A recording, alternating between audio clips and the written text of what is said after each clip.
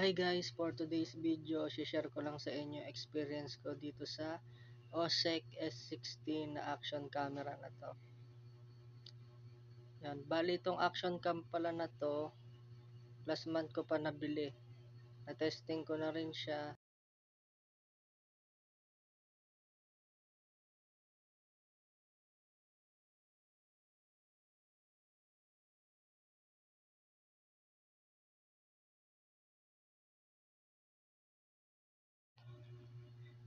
Bali ito guys, tuturo ko sa inyo kung paano siya i-operate. Itong action cam pala na to, nabili ko siya sa online. And guys, para ma-open natin siya, hold lang natin ng 2 seconds yung mode button.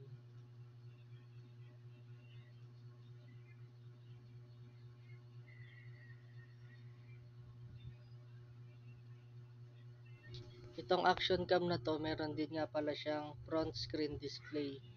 Para ma-transfer natin yung display niya papunta sa front,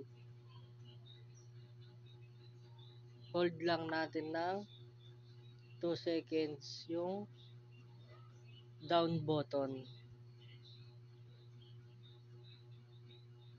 Yan. At para naman mabalik natin, hold ulit natin ng 2 seconds.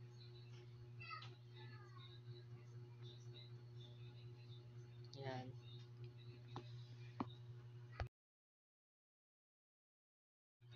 Ito pala yung settings niya.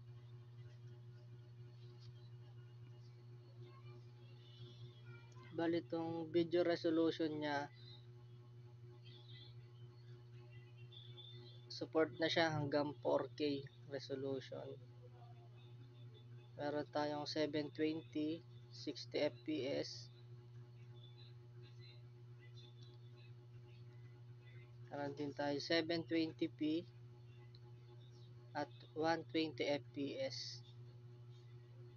Meron din 1080p, 30 fps, 1080p, 60 fps. Bale ito yung madalas kong ginagamit, 1080p.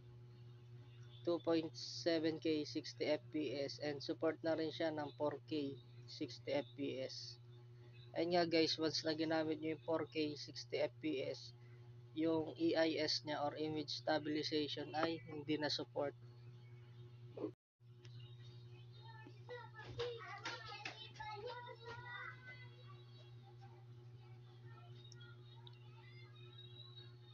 Image stabilization niya pwede nating i-on once na nagre-record tayo, naka-mount sa helmet natin yung action cam, para yung shake niya hindi ganun ka-vibrate yung kalog na mismong video.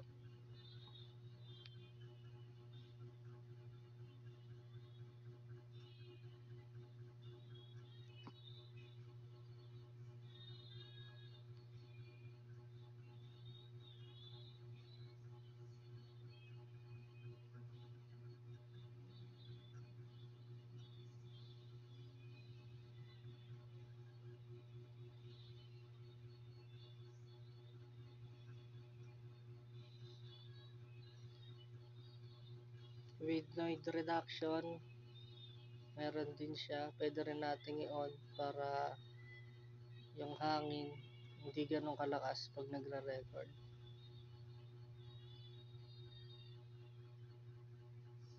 Diving mode, angle mode, tatlong function siya, meron siyang wide, medium, and narrow. Ito madalas kong gamitin guys, tong wide.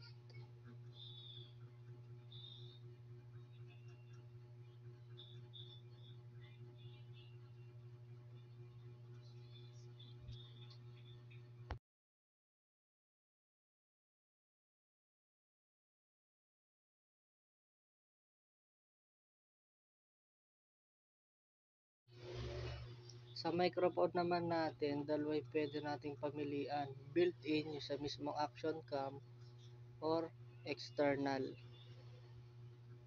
Yan.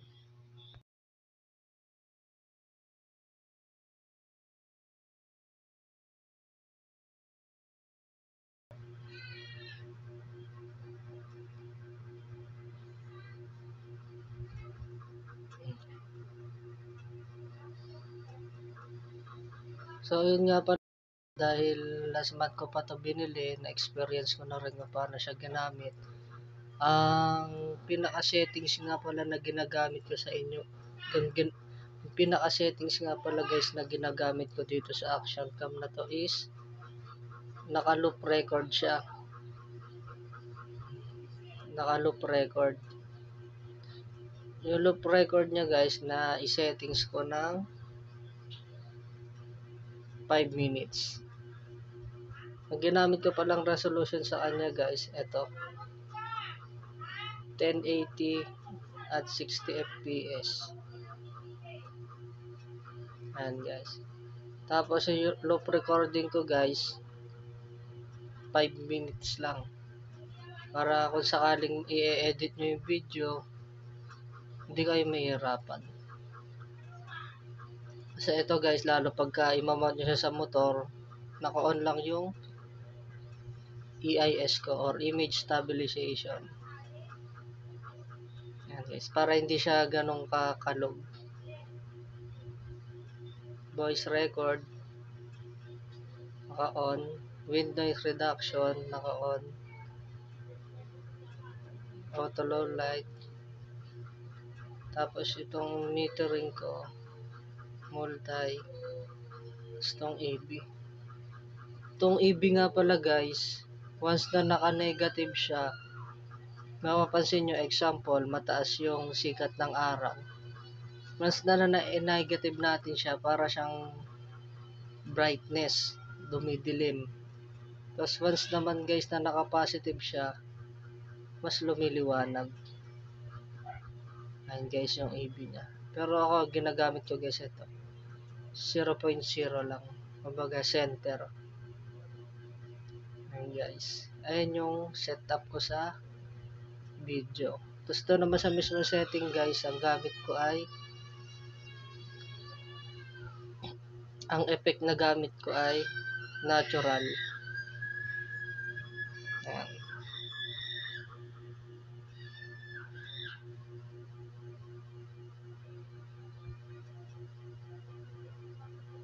Ayan yung gamit ko guys na effect natural.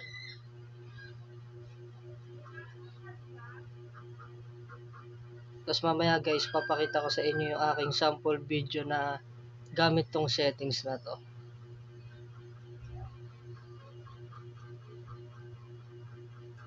Tapos yun guys, ituturo ko din pala siya kung paano siya i-connect sa cellphone gamit yung mobile app. Kasi once na bumili kayo nitong action cam na to, sa mismo manual niya, meron siyang QR code na pwede nyo i-scan para mag-direct siya sa Google Play Store at ma-download nyo yung mismo application niya. Bali yung application pala na yun is iSmart DB2. So yun guys, tuturo ko sa inyo kung paano siya i-connect. Pindutin nyo lang ng isang pindot tong down button. Once na lumabas na yung Wi-Fi on, punta kayo sa settings ng cellphone nyo. Then buksan nyo yung Wi-Fi. Then hanapin nyo yung pangalan ng device or nitong action cam. So guys, ito pala yung pangalan ng action cam. Yan, sports camera. Tapos ayun yung password nyo guys. 1 hanggang 0.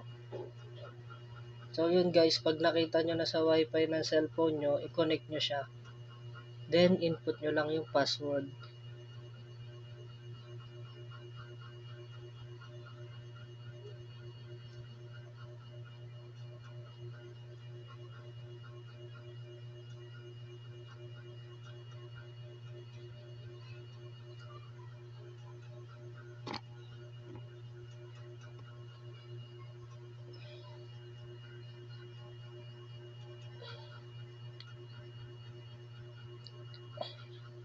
So yun guys, nakakonect na siya. Yan, nakasulat na connection ready. Yan guys. Pwede na kayong pumunta sa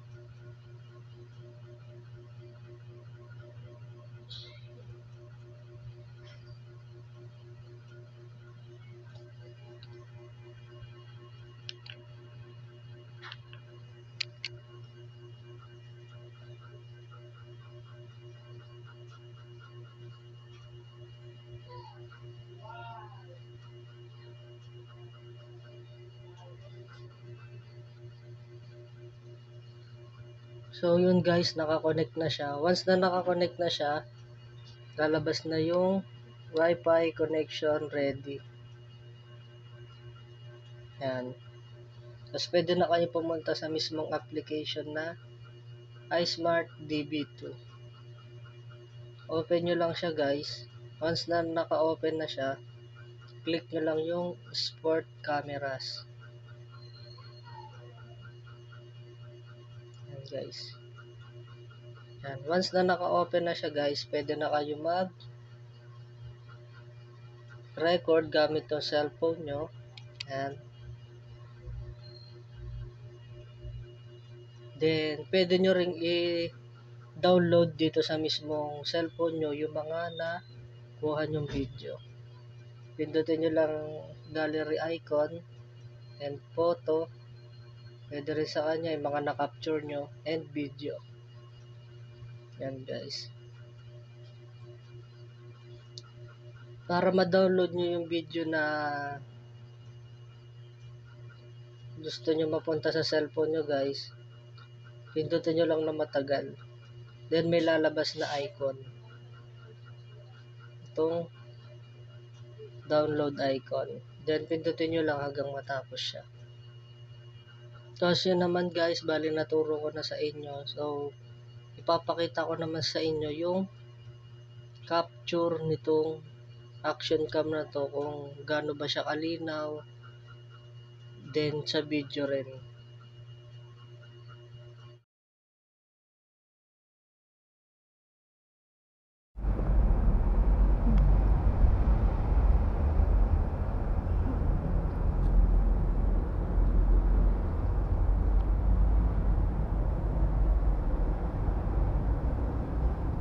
A few moments later.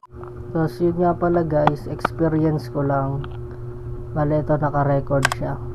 One time kasi nag-record ako ng gabi. Pag madilim, hindi na siya galong visible sa kuhang video. Yan. Example ay yung object. Hindi na siya ganong kalinaw, pero nagbukas ako ng ilaw. Yan. So, ang ginawa kong technique guys, tip ko lang sa inyo, once na magre-record kayo ng gabi, mas better na buksan nyo lang yung auto low light, i-on nyo lang siya. So ito guys, pakita ko sa inyo yung difference ng naka auto low light on. Bali ito palang video na to, yung auto low light nya naka off, kaya hindi siya ganong ka visible. Ito guys, pakita ko sa inyo pag naka on na yung auto low light. So yan guys, naka auto low light on na siya. Yun nga pala guys, once na nai-auto low light nyo siya na naka on, i-damay nyo na rin sa settings nyo yung distortion calibration, i-on nyo na rin siya para maging malinaw yung kuha nya sa video. So yan guys, mas malinaw siya. Yan. Compare nyo pag naka auto low light off, lalo pag gabi kayo magre-record. Kaya mas advisable sa kanya na naka auto low light on. And guys, mas visible yung object.